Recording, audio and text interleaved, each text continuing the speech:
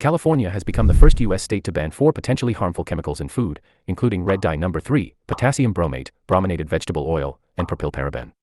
These additives are commonly found in candies, drinks, and various food products.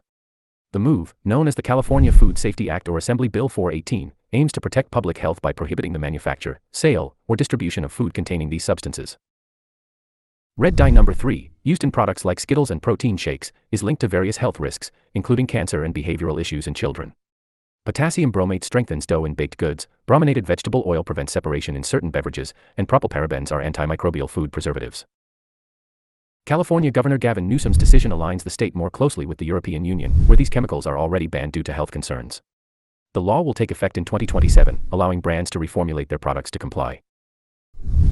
However, the National Confectioners Association expressed concerns that this law may create confusion and undermine consumer confidence, urging the U.S. Food and Drug Administration, FDA, to provide guidance. Currently, these chemicals are allowed in the U.S. due to the generally recognized as safe, GRA, rule, a FDA loophole. This landmark legislation has the potential to influence food production nationwide, as manufacturers are unlikely to produce different versions of their products for California and the rest of the country. As a result, all Americans may benefit from the ban. To avoid these harmful additives, consumers can check food and medication ingredient lists for specific names and numbers.